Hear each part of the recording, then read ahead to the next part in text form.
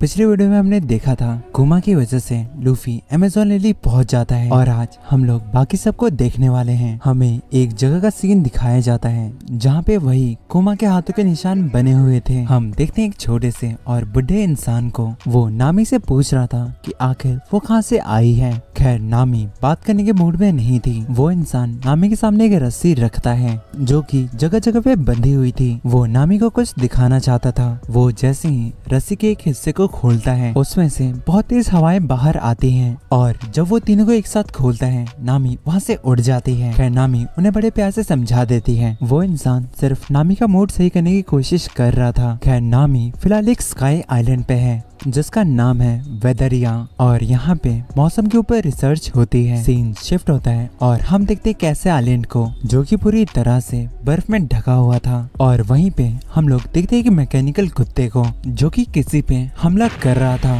और वो जिस पे हमला कर रहा था वो कोई और नहीं बल्कि अपना फ्रैंकी है। वहाँ पे कुछ लोग आते हैं और फ्रैंकी को इस हालत में देख के थोड़ा सा परेशान थे। उन्हें लग रहा था कि किसी चोर ने फ्रैंकी के कपड़े को चुरा लिया है। वो लोग फ्रैंकी को एक तरह का स्पेशल कपड़ा देते हैं जिसे वो लोग लॉइन क्लॉथ के नाम से बुलाते हैं, लेकिन फ्रैंकी उसे पहनने से मना कर देता है क्योंकि अब ये बात उसके इज्जत पे आ जाएगी। वो सभी को बुलाता है और कहता है अपने बम को राइट की तरफ फेंको, दाएं हाथ तुम्हारे बम पे और लेफ्ट हैंड तुम्हारे ऊपर और अब करो ठुमक ठुमक। तो गल्ला सुना गया ठुमक ठुमक जांदिया माये दे नाल। क्या क्या करना पड़ता है। फिलहाल जहाँ पे फ्रैंकी है वो है एक मैकेनिकल आइलैंड या फिर फ्यूचर आइलैंड ब्लैडीमोर। सीन शिफ्ट होता है और हम देखते हैं ग्रीनलैंड के एक ऐसे आइलैंड को जिसे लोग पीची आइलैंड या फिर आइलैंड ऑफ ड्रीम भी बुलाते हैं और यहाँ पे पेड़ पौधे जानवर और सब चीज पिंक होती है।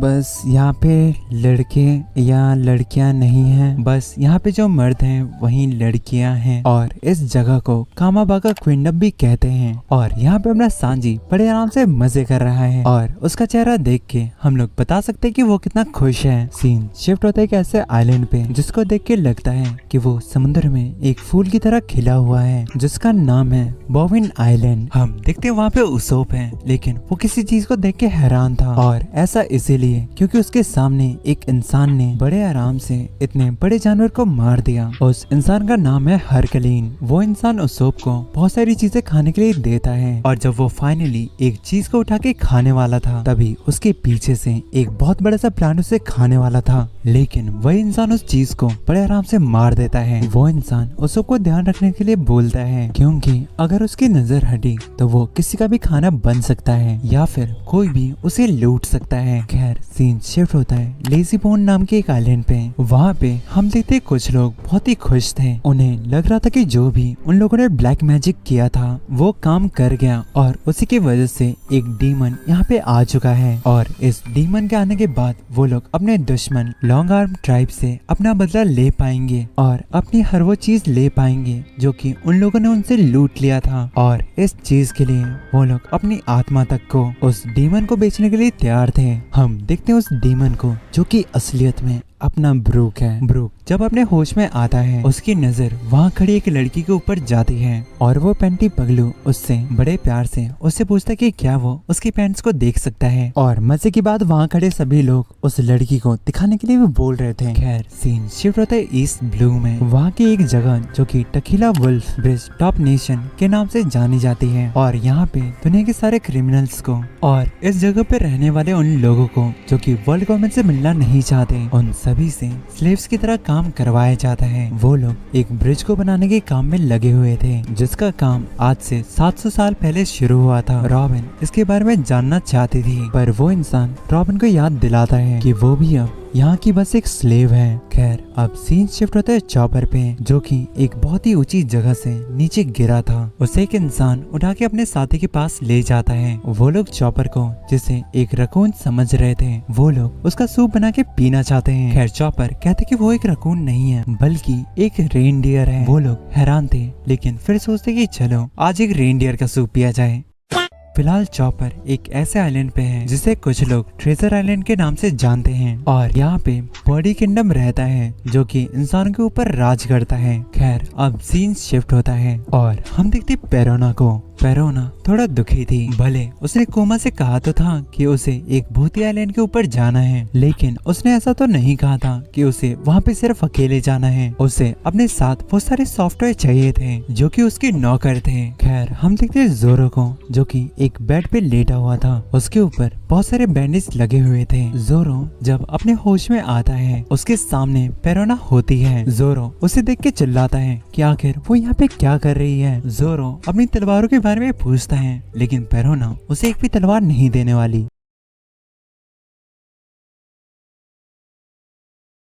देखते बॉइन आइलैंड पे, जहाँ से उसब भागने की पूरी कोशिश कर रहा था। उसका साथी जिसका नाम था हरकलीस, वो उसब को समझा रहा था कि यहाँ से बच के निकलना बिल्कुल इम्पॉसिबल है। उसब ने पहले बहुत बार कोशिश करी थी, लेकिन वो उसमें सक्सेसफुल नहीं हो पाया था। लेकिन उसे उम्मीद थी कि वो इस बार यहाँ से निकल जाएगा। तभी उसके सामने एक बड़ा सा बीटल आता है, जिस पे उसब हमला तो करता है, लेकिन कुछ देर बाद हमें पता लगता है कि इस लड़ाई में उसब को बहुत ज्यादा चोट लग जाती है और हरकलीस उसका ध्यान रख रहा था। हरकलीस उसब को एक चेतावनी देता है। उसब इस आइलैंड के सेंटर से जितना ज्यादा दूर जाता रहेगा, उसे उतने खतरनाक क्रिएचर्स का सामना करना पड़ेगा। वो सभी क्रिएचर्स किसी को भी खुद से परेशान नहीं करते, लेकिन एक बात समझना पड़ेगा कि जो भी इस आइलैंड पे एक बार आ जाता है, वो फिर कभी भी दोबारा लौट के नहीं जा पाता। खैर जब हरकलीस ये सारी बातें उसे बता रहा था, उसब वहाँ से भाग जाता है। हरकलीस उसब की बहुत ही फिक्र कर रहा था, क्योंकि उसे पता है कि अभी इस आइलैंड पे एक सी मॉन्स्टर भी पड़ा हुआ है। हम देखते उसब को, वो बस इस आइलैंड से बाहर निकलने की पूरी कोशिश कर रहा था। हरकलीस इस समय बहुत ही फिक्र कर रहा था, क्योंकि फिर से अब इस आइलैंड के खाने का समय हो चुका है।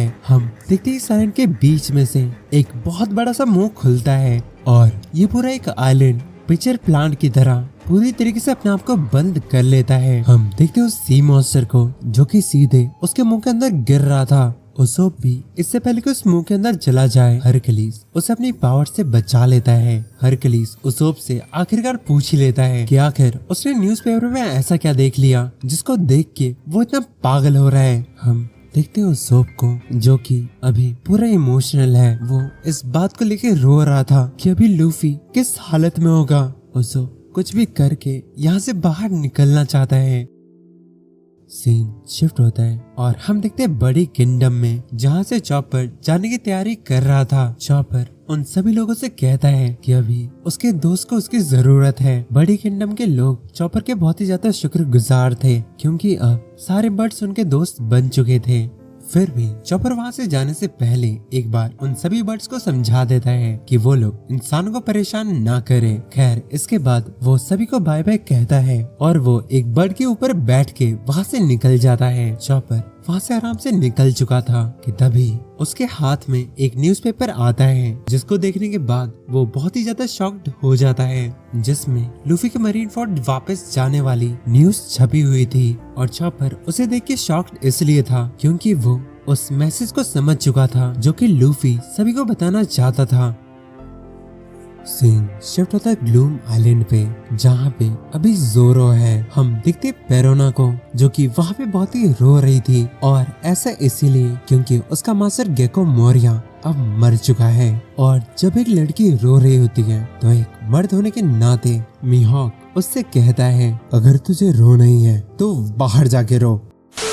खैर सीन शिफ्ट होता है और हम देखते हैं जोरो को, जो कि एक के बाद एक ब्लू गॉरीज को हरा रहा था, लेकिन शायद इतना हमला काफी नहीं था। वो सारे दोबारा जोरो की तरफ आ रहे थे। जोरो तिरछी नजर से पीछे देखता है। वो देखता कि मीहॉक वहाँ पे बैठ कर आराम से सब कुछ देख रहा था। वो जोरो से पूछता कि क्या वो अभी तक यहाँ से नहीं गया। वो कहते कि जब भी उसे यहाँ से जाना होगा वो कुछ लकड़ी को उठाएगा और उसकी नाव बना के यहाँ से निकल जाएगा। मीहॉक उससे पूछता कि आखिर वो इस हालत में इतनी जल्दबाजी क्यों कर रहा है। जोरो कहते कि उसी ने उसे लूफी के बारे में बताया था, और जब अब उसे लूफी के बारे में पता है तो फिर वो यहाँ पे नहीं रुक सकता। मीहॉक जोरो से कहता है कि अपने दोस्त के बारे में इतना सोचना अच्छी बात है, लेकिन जिनका सामना वो यहाँ पे कर रहा है, जिनको लोग ह्यूमन ड्रिल्स के नाम से जानते हैं, उनसे निपटना इतना आसान नहीं है। ये सब आसपास के लोगों और चीजों से सीखते हैं। मिहोक बताता है कि 7 साल पहले जब वो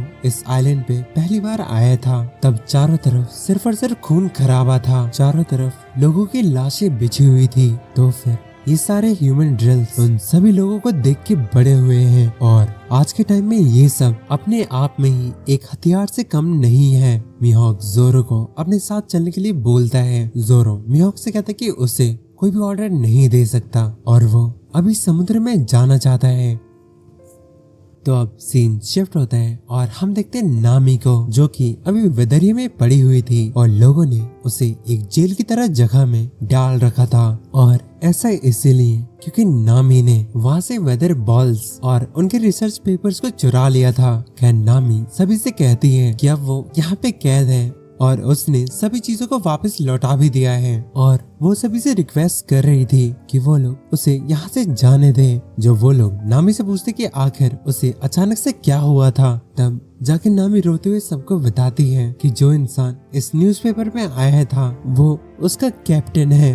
नामी इस बात को जानते कि इस समय पे लूफी को उसकी और बाकी सबकी बहुत ज्यादा जरूरत होगी और इसी चीज को सोच सोच के नामी वहाँ पे बहुत ही रो रही थी। जब बाकी सारे लोग नामी को रोते हुए देखते हैं, वो लोग नामी के लिए बुरा फील कर रहे थे और उसे और परेशान नहीं करना चाहते और इसीलिए वो लोग उसे कैद से बाहर निकाल देते हैं। और जैसे नामी वहाँ से बाहर निकलती है, वो हरिदास को लेके वहाँ से भाग जाती है और साथ ही साथ जिन चीजों को उसने चुराया था वो सब भी अपने साथ ले जाती है। खैर लूफी के लिए उसकी फीलिंग फेक नहीं थी। वो जाते समय भी लूफी के बारे में सोच रही थी कि जिस तरह लूफी ने हमेशा उनकी मदद करी है, अब वो लोग इस समय पे जब लूफी को उनकी जरूरत है वो लोग पीछे नहीं हट सकते।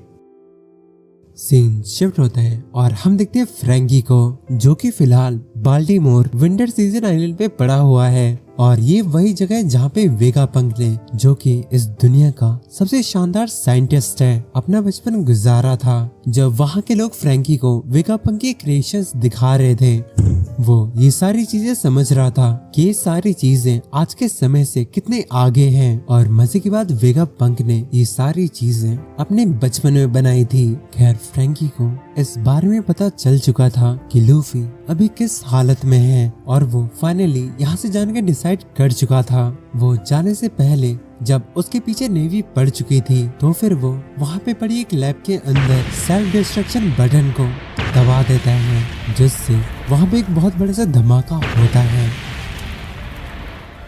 तब सीन शिफ्ट होता है और हम देखते हैं ब्रूक को, जिसको हंगरिया के लोग थैंक यू बोल रहे थे क्योंकि ब्रूक ने उन सभी लुटेरों को पकड़वाने में गांव वालों की मदद करी थी। और ब्रूक यहाँ पे एक बहुत ही प्यारी सी लाइन बोलता है कि सिर्फ भगवान ही नहीं, शैतान भी उन्हीं लोगों की मदद करता है जो कि खुद की मदद करते हैं। वो सारे लोग जो कि वहाँ पे रहते थे, वो सभी लोग ब्रूक को थैंक यू बोल रहे थे। खैर ब्रूक को अभी यहाँ से जाना था। गांव वाले उन सभी कैदियों के साथ वैसे ही करना चाहते थे जैसा कि वो लोग उनके साथ करते थे। खैर ब्रूक उनसे कहते कि अगर वो लोग भी ऐसे ही करते हैं तो फिर उनमें और उन सभी गंदे लोगों में अंतर क्या रह जाएगा। और इसीलिए ब्रूक उन सभी को डरा के उनको उस कैद से बाहर निकाल देता है और वो लोग उस कैद से बाहर निकलने के बाद सबसे पहला काम ब्रूक को उठा के वहाँ से भाग जाते हैं। उन्हें इस बारे में पता है कि डीमंस ऐसा कुछ भी नहीं होते, उल्टा अगर वो लोग इसे खुले मार्केट में बेचते हैं तो फिर इसकी बहुत अच्छी कीमत मिल सकती है। खैर दूसरी तरफ वो गांव वाले लोग किसी दूसरे डीमन को बुलाने की तैयारी में लग जाते हैं ताकि वो ब्रूक को बचा पाए। खैर अभी ब्रूक लूफी की मदद करने जा रहा था, लेकिन अब वो खुद ही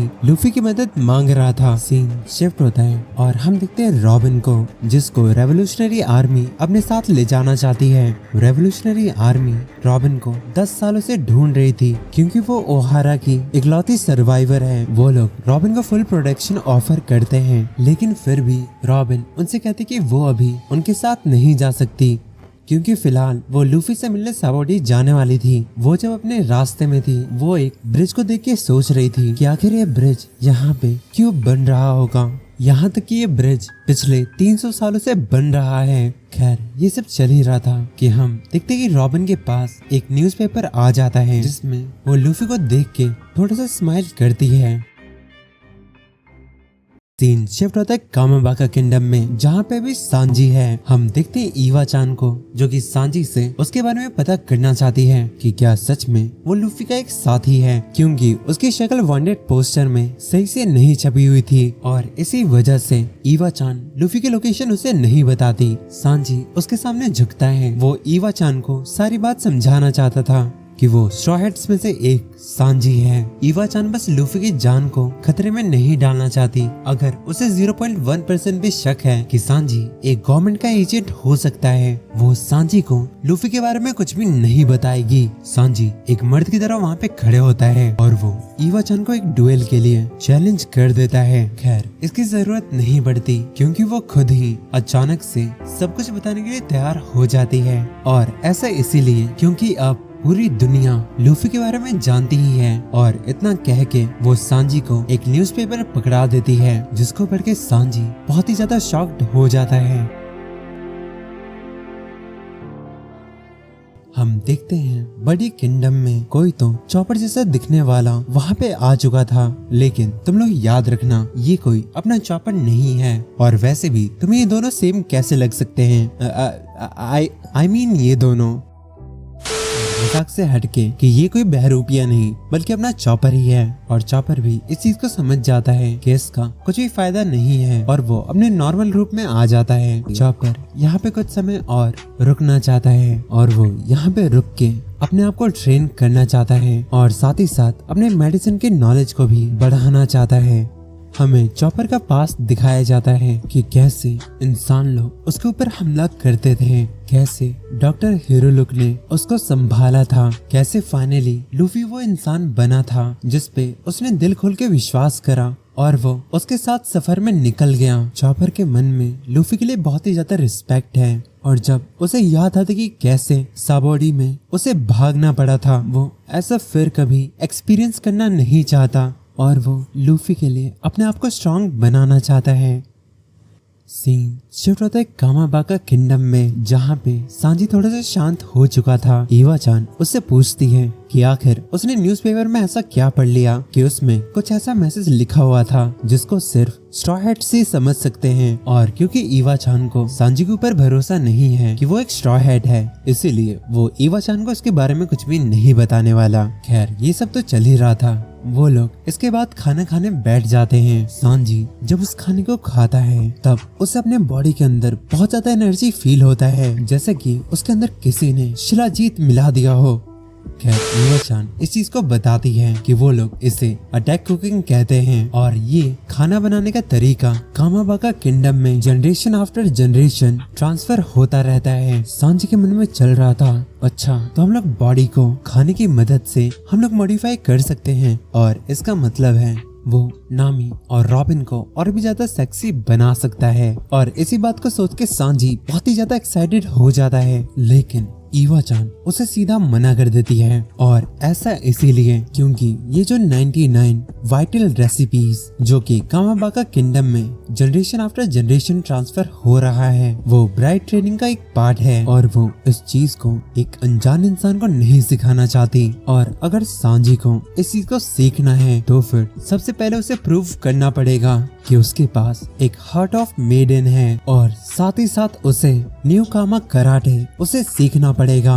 ईवा चान 99 लोगों को पकड़ती है और सभी को एक एक रेसिपी दे देती है और अब अगर सांजी को वो चीज चाहिए तो फिर उसे एक एक करके सबका सामना करना पड़ेगा। हम देखते हैं सांजी को जो कि सब कुछ याद कर रहा था, कैसे लूफी उससे पहली बार मिला था, अपने शिप में एक कुक बना के रखना चाहता था। सांजी हर वो चीज सीखना चाहता है जो कि एक शेफ को पता होना चाहिए और ऐसा इसीलिए ताकि वो लूफी को किंग ऑफ द पायरेट बनाने में मदद कर सके। और इसी के साथ सांजी की भी ट्रेनिंग वहीं पे स्टार्ट हो जाती है। सीन शिफ्ट होता है और हम देखते हैं नामी को जिसके खिलाफ सब लोग बोल रहे थे क्योंकि वो हरिदास और इम्पोर्टेंट पेपर्स को चुरा के लेके जा रही थी। नामी शायद बहुत ही बुरा फील कर रही थी और यहाँ तक कि वो ये साबित करने के लिए कि उसे अभी बहुत ही बुरा लग रहा है, वो नीले समुद्र में कूदने के लिए बोलती है। बेचारे वो सारे लोग नामी को इस हालत में देख के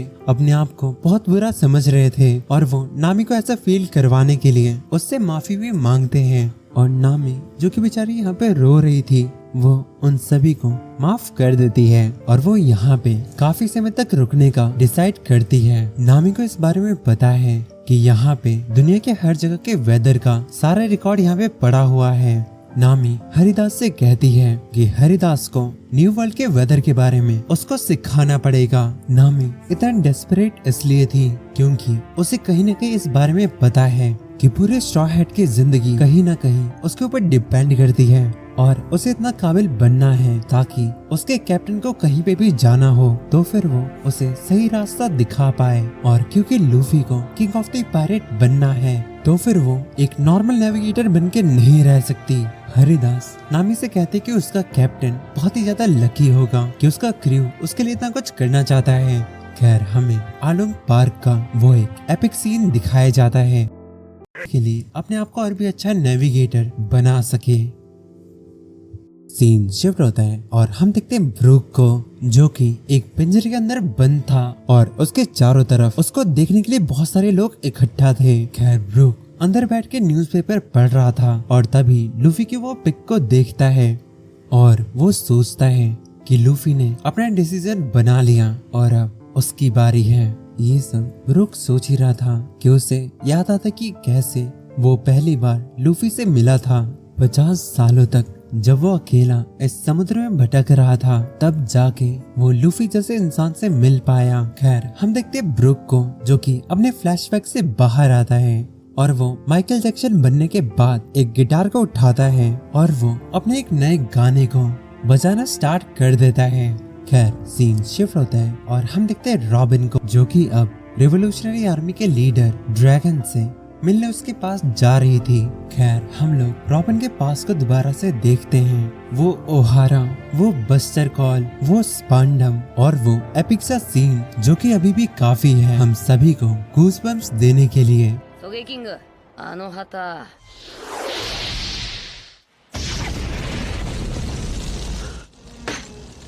完了。正気か貴様ら、全世界を敵に回すと思うなよ。望むところだロビン。まだお前の口から聞いてね行きたいとイエーイ。誰もそれを許してくれなかった。お前を守ってくれる。もし望みを言って今なら生きたい。血も一緒に海へ連れてって。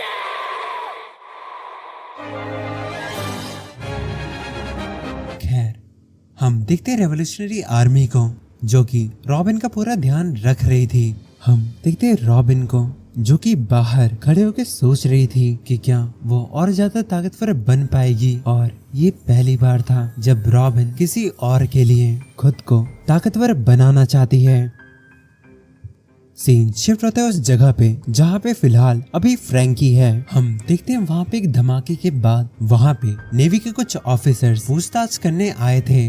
उन्हें इस बात की खबर मिली थी कि साइबर्ग फ्रैंकी इसी आइलैंड पे है। खैर उनके मन में एक चीज ये भी था, बहुत सारे साइबर्ग मंकी इस आइलैंड पे रहते हैं, तो फिर हो सकता है कि नेवी के बंदों ने उन बंदरों को फ्रैंकी समझ लिया हो। खैर एक अच्छी बात है उस धमाके के बाद भी फ्रैंकी अभी जिंदा है। और एक और खास बात, उस धमाके की वजह से एक लैब का एंट्रेंस फ्रैंकी को दिख जाता है और उस लैब में वेगापंक के बहुत सारे रिसर्च पेपर्स पड़े हुए थे। फ्रैंकी डिसाइड करता कि वो यहीं पे रहेगा और वो अपने आप को छिपाने के लिए एक टाइगर की खाल को पहन लेता है। फ्रैंकी भी उन सभी मोमेंट्स को याद कर रहा था जो कि उसने लूफी के साथ बिताए थे। फ्रैंकी इस चीज को डिसाइड करता है कि वो बहुत सारे स्किल्स को सीखेगा जिससे कि वो सफर में आए हर एक मुसीबत को बड़े आराम से निपट सके। खैर एक लास्ट बार फ्रैंकी बाहर आता है और उन सभी नेवी के बंदों को डरा के वहाँ से भगा देता है। और इसी वाले इंसिडेंट को पूरे ग्रैंड लाइन में legend of Baltimore burning beast के नाम से जाना जाएगा। सीन शिफ्ट होता है और हम देखते हैं जोरो को, जो कि मिहोक के सामने अपना सर झुकाए हुए था और वो मिहोक से रिक्वेस्ट करता है कि वो उसको ट्रेन करे और उसको ताकतवर बनाए। मिहोक जोरो को ऐसे सर झुकाए हुए देख के बहुत ज्यादा ही डिसअपॉइंटेड फील करता है। मिहोक को इस बात की उम्मीद बिल्कुल नहीं थी कि जोरो जैसा इंसान अपने दुश्मन से ट्रेनिंग की भीख मांगेगा। मिहोक उसे सर उठाने के लिए बोलता है और उसे लग रहा था कि उसने जोरो को बहुत ज्यादा ही ओवर एस्टिमेट कर लिया था। उससे कह रहा था कि उसको ताकतवर बनना है। मिहोक उससे कहता है जिसको उन बंदरों ने पीट दिया, जो कि खुद से समुद्र तक नहीं जा पा रहा, उसको सिखाने के लिए मेरे पास कुछ भी नहीं है। जोरो कहता कि उसने बंदरों को ठिकाने लगा दिया था और अब बस मिहोक बचा हुआ है। लेकिन जोरो इतना पागल नहीं है कि वो अभी ही मिहोक से मुकाबला करे। जोरो मिहोक से भीख मांगता है कि वो उसको ट्रेन करे ताकि वो खुद मिहोक को हरा सके। मिहोक इस बात को सुन के बहुत हंसता है। मिहोक पेरोना से कहता है कि वो फिलहाल जोरो का ध्यान रखे, जब वो ठीक हो जाएगा तब मिहोक उसको ट्रेनिंग देना स्टार्ट कर देगा। जोरो इस बात को सुन के बहुत ही खुश होता है। मिहोक इस बात को जानता है कि जब जोरो जैसा इंसान जिसमें खुद इतनी काबिलियत होती है, जब वो अपने शान को दाव पे लगाता है, वो हमेशा किसी दूसरे इंसान के लिए होता है। और इस बात को हम लोग अच्छे से जानते हैं कि वो इंसान कोई और नहीं बल्कि अपना लूफी है। खैर अगले दिन हम पेरोना को देखते हैं, जो कि जोरो से लूफी के हाथ में बने टैटू के बारे में पूछ रही थी।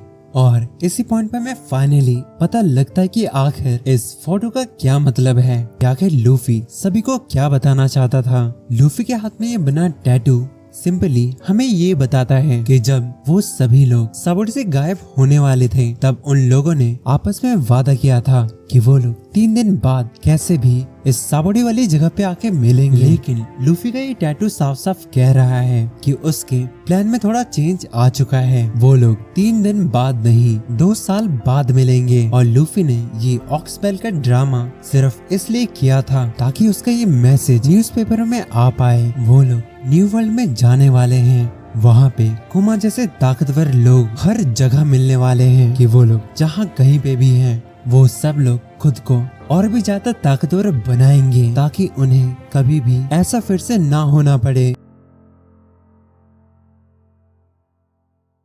तो अब 2 साल बीत चुके हैं। हम देखते हैं लूफी को, जो कि अपने स्ट्रॉ हैट को उठा लेता है। लूफी की ट्रेनिंग फाइनली अब खत्म हो चुकी है। लूफी को बाकी सारे लोग कहते हैं कि वो फिलहाल जब भी चाहे वो यहाँ से जा सकता है। उसके लिए उन लोगों ने शिप का इंतजाम कर दिया है। हांगकॉक ने लूफी के लिए उस शिप में बहुत सारे खाने का सामान रख दिया है और ऐसा करके उसे लग रहा था कि वो एक बढ़िया वाइफ मटेरियल है। लूफी उससे कहता है कि वो उससे शादी नहीं करेगा, पर वो उसे खाने के लिए थैंक यू बोलता है। रेली 6 महीने पहले यहाँ से जा चुका था, यानी कि रेली ने उसे 1 साल 6 महीने तक सब कुछ सिखा चुका था। बस बाकी के 6 महीने लूफी खुद से ट्रेनिंग कर रहा था और वो यहाँ से जाने के लिए पूरे तरीके से तैयार है। सीन शिफ्ट होता है साबोडी में। हम देखते हैं क्लब में, जहाँ पे कुछ लोग इस बारे में बात कर रहे थे कि 2 सालों से गायब होने के बाद स्ट्रॉ हैट अचानक से यहाँ पे आ चुके हैं और साथ ही साथ और वो लोग अपने क्रू में नए लोगों को शामिल करना चाहते हैं और कुछ पायरेट्स इस ऑफर को एक्सेप्ट करने के लिए तैयार हैं। सीन शिफ्ट होता है और हम देखते हैं ब्रूक को, जो कि एक बहुत बड़ा सा सिंगर बन चुका है और उसे लोग सोल किंग के नाम से जानते हैं और वो यहाँ पे अपने कॉन्सर्ट करने आया है। सीन शिफ्ट होता है और हम देखते हैं सांजी को, जो कि ग्रोव 44 के पास आ चुका है। लेकिन सबसे पहले सांजी की नजर एक लड़की के ऊपर जाती है और फाइनली 2 साल बाद वो असली लड़कियों को अपने आंखों के सामने देख पाता है और वो उन लड़कियों की तरफ चला जाता है। जब कामाबागा किंगडम के लोग सांजी को बाय बाय कहते हैं और वो कहते हैं कि सांजी को वो लोग बहुत ही ज्यादा मिस करेंगे, और इस चीज को सुनकर सांजी इमोशनल होके उन्हें मिडिल फिंगर दिखा देता है। लेकिन उस इंसान को लगता है कि मर्द उन्हें बुरा बोलते हैं जिनसे कि वो बहुत ही ज्यादा प्यार करते हैं। हाँ, बिल्कुल सेम सोच हमारे क्लास के निबियों के दिमाग में चलता रहता है।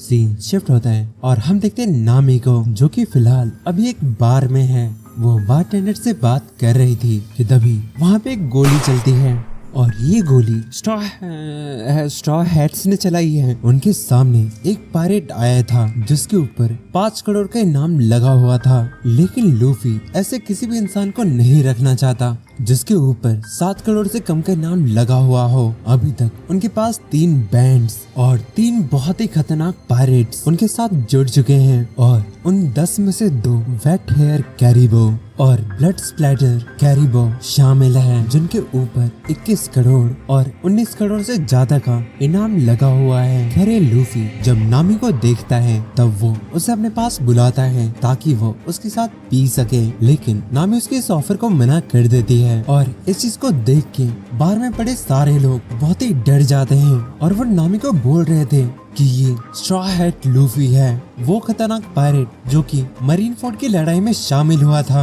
ये सब सुनने के बाद भी नामी OLX वाले लूफी को वो बिल्कुल भाव नहीं देती, जिसके बाद OLX वाली नामी अपनी नामी के ऊपर बंदूक तान लेती है। खैर इससे पहले कि वो कुछ कर पाती, एक इंसान आता है और उन सभी को बड़े आराम से पकड़ लेता है। वो इंसान नामी के पास बैठ जाता है और पूछते कि क्या वो उसके साथ ड्रिंक करेगी। खैर हम देखते हैं उस इंसान को जो कि कोई और नहीं बल्कि अपना उसोप था और नामी उसी का इंतजार कर रही थी। उसोप आते ही नामी से कह देता है कि वो अब नामी और चॉपर की तरह कमजोर नहीं रहा, वो अब इस समुद्र का असली वॉरियर बन चुका है। खैर फिलहाल के लिए नामी और उसोप वहाँ से निकल जाते हैं और ये बात OLX वाले लूफी के ईगो पे बहुत बुरी लगती है और वो चाहता है कि नामी और उसोप को एक एग्जाम्पल की तरह सबके सामने मार दे। खैर इससे पहले कि वो लोग कुछ ऐसा कर पाते, कुछ ब्लैक बॉल जैसी चीजें घूम रही थी और वो चीज क्या थी ये हमें थोड़ी देर में पता चल जाता है। और हाँ ये सब नामी ने करा था। सीन शिफ्ट होता है और हम देखते हैं सांजी को जो कि फिलहाल शाकी के बार में आया हुआ था और वहीं पे उसे पता लगता है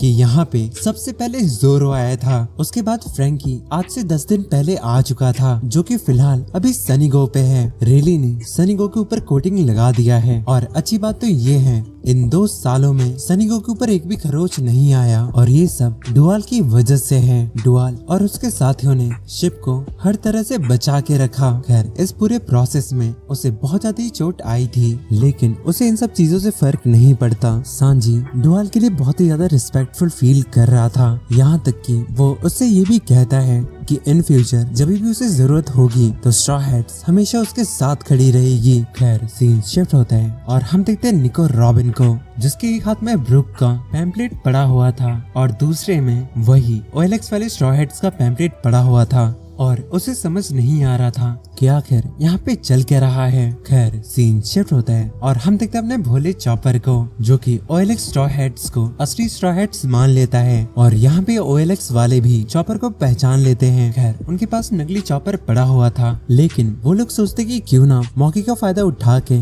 असली चॉपर को ही अपने साथ रख लें। हम देखते हैं इस बात को सुन के OLX वाला चॉपर नकली रॉबिन को काट लेता है और जब ये सब हो रहा था वहाँ पे नेवी के कुछ लोग आते हैं और वो लोग भी रॉबिन को उठा के वहाँ से भाग जाते हैं और चॉपर को लग रहा था कि वो लोग असली रॉबिन को उठा के ले गए। सीन शिफ्ट होता है नेवी के हेडक्वार्टर्स में जहाँ पे उन्हें पता लग चुका है कि स्ट्रॉ हैट साबोडी में आ चुके हैं और इसी खबर को सुन के वो लोग बहुत सारे लोगों को साबोडी की तरफ भेज देते हैं। सीन दोबारा से शिफ्ट होता है साबोडी में जहाँ पे हमें एक गोली की आवाज सुनाई देती है। हम देखते हैं नकली लूफी को जिसने एक इंसान के ऊपर गोली चला चुका था और वो बस इसीलिए क्योंकि उसे लगा था कि वो दोनों उसोप और नामी हैं और वो जब नकली लूफी अपने आंखों की जगह अंडे लगा के बढ़ रहा था वो एक इंसान से टकरा जाता है जो कि अपना लूफी था।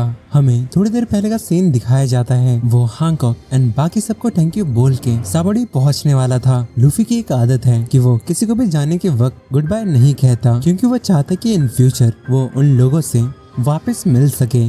खैर क्या फायदा, वो भी तुम्हें गुड बाय नहीं बोलती थी तो क्या अभी भी वो दिखती है तुम्हें।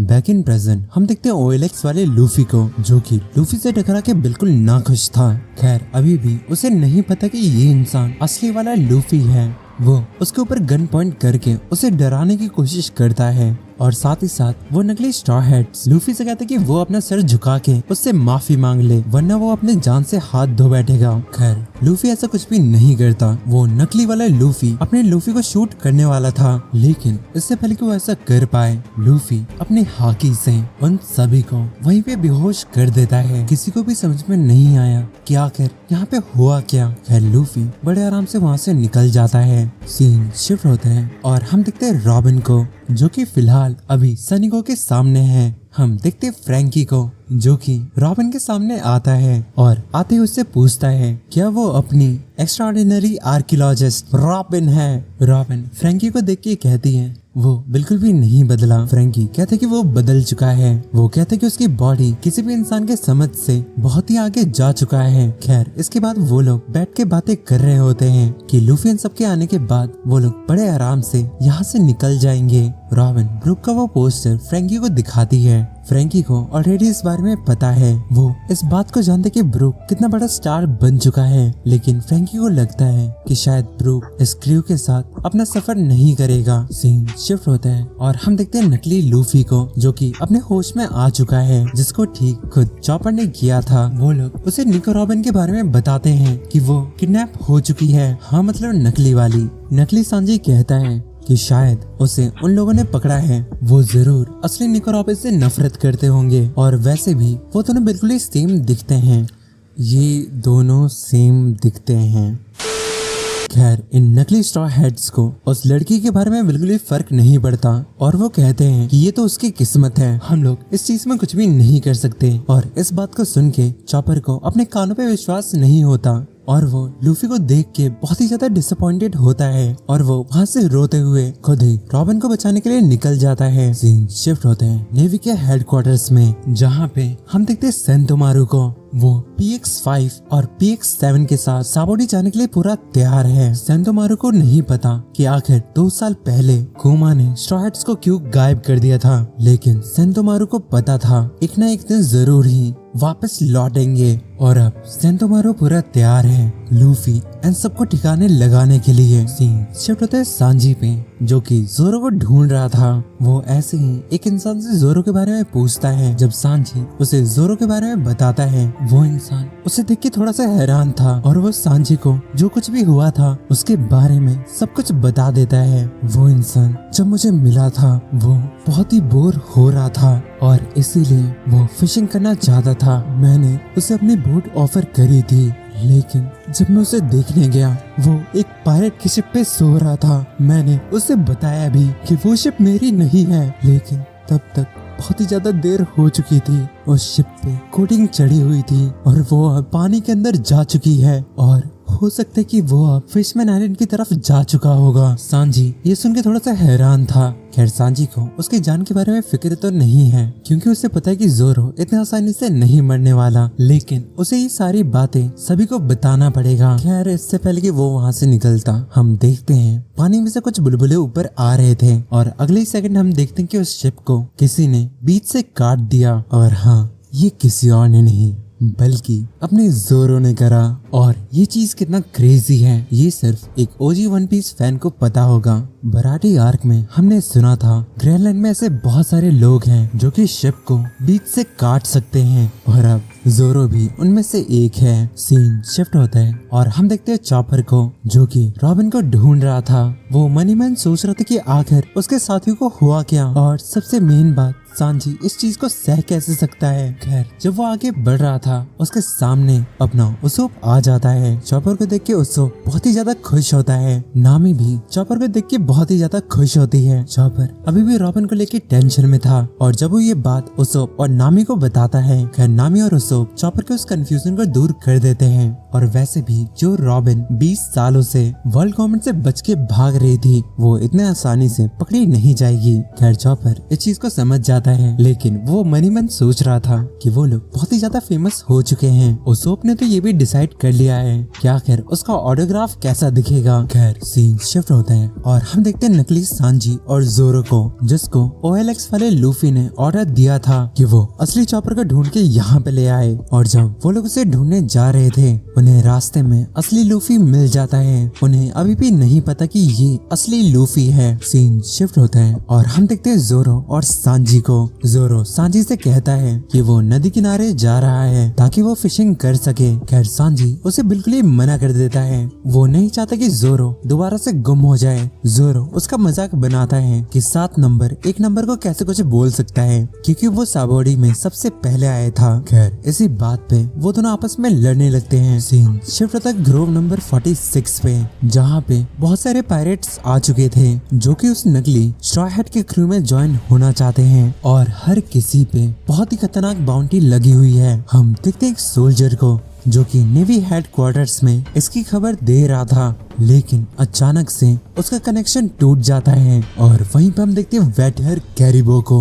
जिसके ऊपर 21 करोड़ का इनाम लगा हुआ है। दूसरी तरफ हम देखते हैं ब्लड स्प्लैटर कैरिबो को और ये दोनों मिलके उस ऑफिसर को बड़े आराम से खत्म कर देते हैं। कैरिबो के ऊपर 19 करोड़ का इनाम लगा हुआ है। खैर हम देखते हैं थोड़ी देर में ही वो नकली स्ट्रॉ हैट वहाँ पे आ जाता है और वहाँ खड़े 100 से भी ज्यादा पायरेट्स को अपने क्रू के नाम के अंडर शामिल कर लेता है और वो सभी को मोटिवेट कर रहा था कि जब वो किंग ऑफ द पायरेट बन जाएगा तो फिर जो भी उसे इनाम मिलेगा उसमें सभी का हक होगा। और वो नमूने भी इस नकली लूफी के साथ शोर मचा रहे थे। हम देखते उन नए पायरेट्स को जो कि आपस में बात कर रहे थे कि अब वो लोग उस पायरेट के साथ काम करने वाले हैं जो कि वर्ल्ड गवर्नमेंट के 3 जगहों पे आतंक मचा चुका था, एनिस लॉबी, इम्पल डाउन और मरीन फोर्ड। तो फिर इस इंसान के साथ काम करना मतलब किंग ऑफ द पायरेट के साथ काम करने के बराबर है। हम देखते नकली लूफी को जो कि सभी को ऑर्डर दे देता है कि वो लोग उसोप और नामी और साथ ही साथ उस बड़े बैग वाले इंसान को भी पकड़ के लेके आए। खैर हम देखते हैं कि लूफी ऑलरेडी उसके सामने था। सीन शिफ्ट होता है और हम देखते हैं ब्रूक के कॉन्सर्ट में कुछ नेवी के लोग आ चुके हैं। उनके हाथ में ब्रूक का वांटेड पोस्टर था जिसको देख के सब लोग डर जाते हैं कि सोल किंग ब्रूक एक पायरेट है। ब्रूक बैकअप बैंड्स, कोरस और डांसर से वो रिक्वेस्ट करता कि एक आखिरी बार वो गाने में उसका साथ दे और वो अपने फैंस के लिए एक आखिरी बार गाना गाता है जिसको सुन के सबका रिएक्शन यही था कि सोल किंग एक क्रिमिनल है या फिर नॉर्मल इंसान। उन्हें बस इस बात से मतलब है कि वो एक बहुत बड़ा सिंगर है और इसी के साथ वो लोग ब्रूक के गाने पे एंजॉय करने लगते हैं। सीन शिफ्ट होता है और हम देखते हैं रेली और शाकी को जो कि फिलहाल स्ट्रॉ हैट से मिलने सनीगो के पास आए हुए हैं। हम देखते हैं मैरीगो पे अब फ्रैंकी और रॉबिन के साथ साथ नामी, उसोप और चॉपर भी वहाँ पे आ चुके थे। रेली और शाकी सभी को बताते हैं कि साबोडी में अचानक से बहुत सारी चीजें स्टार्ट हो चुकी हैं और उसमें से एक है नेवी का यहाँ पे आना। हम देखते हैं रेली को जो कि नामी को सिखा रहा था कि आखिर कोडिंग वाले शिप को कैसे पानी के अंदर चला सकते हैं। उसोप रेली से लूफी के बारे में पूछता है और रेली को इस बारे में पता है कि लूफी इस आइलैंड पे अब आ चुका है और इस बात को सुन के सभी लोग बहुत ही ज्यादा खुश होते हैं। इस शिप पे ब्रूक, सांजी और जोरो भी जल्दी ही आने वाले हैं। रेली अभी सभी को एडवाइस करता है कि वो लोग अपने शिप को ग्रोव नंबर 42 के पास एंकर कर ले और जब सारे लोग इकट्ठा हो जाएंगे वो लोग अपने न्यू जर्नी को स्टार्ट कर सकते हैं। सीन शिफ्ट होता है और हम देखते हैं नकली लूफी को जो कि सभी से कह रहा था कि उन लोगों ने एक कल्प्रिट को ढूंढ लिया और वो उसे सबक सिखाने वाले हैं ताकि पूरी दुनिया को पता रहे कि आखिर उसके साथ क्या होता है, जो कि स्ट्रॉ हैट लूफी की बात नहीं मानता। खैर वो ये सारी बातें लूफी के लिए कर रहा था लेकिन लूफी वहाँ पे खड़ा होकर सोच रहा था कि आखिर ये इंसान किसके बारे में बात कर रहा है। खैर इससे पहले कि वो कुछ कर पाता हम देखते नेवी को जो कि उन सभी पायरेट्स के पीछे आ जाती है और वो लूफी एंड सभी को सरेंडर करने के लिए बोलती है। वो नकली लूफी कैरिबो और कोरिबो को ऑर्डर देता है कि वो उस सोल्जर को पकड़ के यहाँ पे ले आए जिसने नेवी को उसकी खबर दी है। वो उस नेवी वाले बंदे को एज अ होस्टेज बना के यहाँ से वो लोग बच के निकल सकते हैं। खैर कैरिबो नकली लूफी की बात नहीं मानता और वो उस सोल्जर को जान से मार देता है और इस चीज के बाद नेवी और उन पायरेट्स में लड़ाई स्टार्ट हो जाती है। कैरिबो ने ऐसा इसलिए किया था क्योंकि उस सोल्जर ने उससे झूठ बोला था कि उसने नेवी को कुछ भी नहीं बताया था। खैर अब इस लड़ाई में पैसिफिस्टा की एंट्री होती है, जो कि एक के बाद एक सभी पायरेट्स को आराम से खत्म कर रहे थे। हम देखते नकली स्ट्रॉ हैट लूफी को, जो कि अपना मुंह चुरा के वहाँ से पीछे की तरफ भागता है, लेकिन इस बार उसके सामने सेंटोमारू खड़ा था। वो सेंटोमारू के सामने भी हवाबाजी कर रहा था, जिसके बाद सेंटोमारू उसे बड़े आराम से वहीं पे सुला देता है। और इस चीज को देख के बाकी नकली स्ट्रॉ हैट वहाँ से दुम उठा के भाग जाते हैं और बाकी पायरेट्स को रियलाइज हो जाता है कि उनके अब एल लग चुके हैं। हम देखते PX-5 को, जो कि लूफी को आइडेंटिफाई करके उसके ऊपर हमला कर देता है। खैर लूफी उस हमले से बच जाता है, लेकिन अब सभी को पता है कि असली लूफी उनके सामने है, जिसको देख के नकली स्ट्रॉ हैट्स अपनी बैंड गीली कर देते हैं। खैर हम देखते PX-5 को, जो कि लूफी के ऊपर एम लगा रहा था। सेंटोमारू को भी लग रहा था कि लूफी इससे बड़े आराम से मर जाएगा, लेकिन लूफी अपनी ऑब्जर्वेशन हाकी से उस अटैक से बड़े आराम से बच जाता है। और टाइम स्किप से पहले जिस पैसिफिस्टा को हराने के लिए पूरी स्ट्रॉ हैट भी काफी नहीं थी, उसे अकेले लूफी ही जमीन पे सुला देता है। हम देखते वहाँ पे सांजी और जोरो भी आ जाते हैं और आते के साथ ही वो दोनों भी एक पैसिफिस्टा को निपटा देते हैं। और इस चीज को देख के वहाँ खड़े सभी पायरेट्स को यकीन हो जाता है कि ये सारे असली स्ट्रॉ हैट्स हैं। खैर सांजी और जोरो लूफी से कहते कि वो अब सीधे शिप पे चले। वहाँ पे सब लोग उसका इंतजार कर रहे हैं। वो तीनों ही शिप की तरफ जा रहे थे, लेकिन लूफी वहाँ पे रुक जाता है क्योंकि उसकी नजर रेली के ऊपर जा चुकी थी और रेली को देख के बाकी सारे पायरेट्स और नेवी की बहुत गंदी फट चुकी थी। रेली यहाँ बस लूफी की पावर्स को देखने आया था और हाँ, वो उस चीज को देख के बहुत ही ज्यादा सेटिस्फाइड है। लूफी रेली को थैंक यू बोलता है कि उसने 2 सालों तक उसे ट्रेन करा। रेली उसकी बात पे स्माइल करता है और कहता है कि अभी फॉर्मेलिटीज का वक्त नहीं है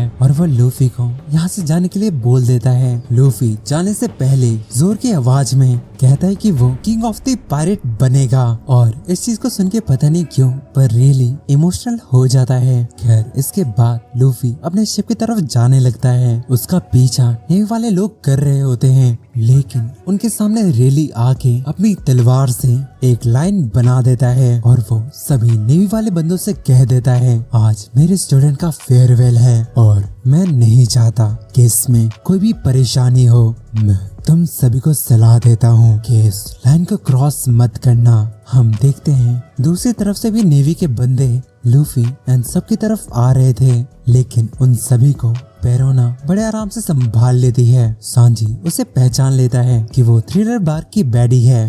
जोरो उसे नहीं पहचानता, जिसने साबोडी तक सही रास्ते से पहुंचाया था। अच्छा, तभी जोरो यहाँ पे सबसे पहले पहुंच पाया।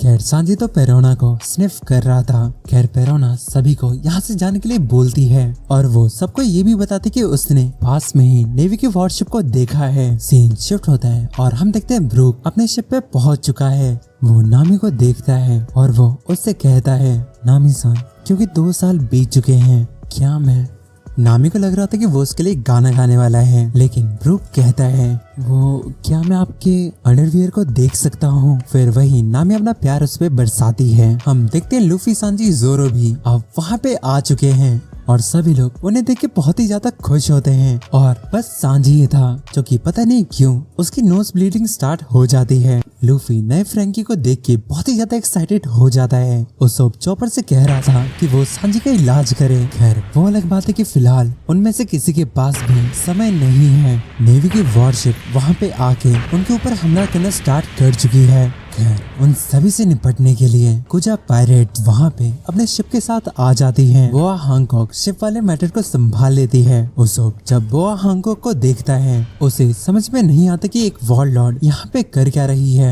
लूफी बड़े कैजुअली उसे उसके नाम से बुलाता है। हांगकॉक भी उसको विंग करती है, जिसके बाद सभी को पता लगता है कि लूफी उसका एक दोस्त है। जब सांजी को पता लगता है कि लूफी 2 सालों तक एक वुमेन आइलैंड पे था, सांजी अपनी किस्मत को कोस रहा था। खैर हम देखते हैं सनी गो पे कोटिंग चढ़नी स्टार्ट हो जाती है, जिसका मतलब है कि वो लोग थोड़ी देर में ही पानी के अंदर जाने वाले हैं। और इसी वक्त सभी नेवी के बंदों को हरकलीस अपने हरकलीस कामाबागा किंगडम के लोग संभाल रहे थे। कुछ नेवी के बंदों के ऊपर बारिश हो रही थी, जिसकी वजह से उनका सारा गन पाउडर भीग जाता है और ये सब हरिदास करवा रहा था। तो हाँ, लूफी इन सबके भागने में उनके मास्टर्स ने उनकी बहुत ही ज्यादा मदद करी है। खैर, हम देखते सनी गो के ऊपर कोटिंग चढ़ चुकी है और वो लोग पूरी तरीके से तैयार हैं फाइनली साबोडी से निकल के फिशमैन आइलैंड जाने के लिए। लूफी जाने से पहले सभी को थैंक यू बोलता है कि उन लोगों ने उसके रिक्वेस्ट को मान लिया था और 2 साल बाद वो लोग यहाँ पे आए। खैर, सब लोग कहते कि ये पहली बार नहीं हुआ, ना ही ये आखिरी टाइम है जब वो लोग लूफी की बात को मानने वाले हैं। खैर, सब लोग स्माइल करते हैं और वो लोग अपने नए सफर पे निकल जाते हैं और अब उनका अगला डेस्टिनेशन है फिशमैन island. These my dollars, make it hurt.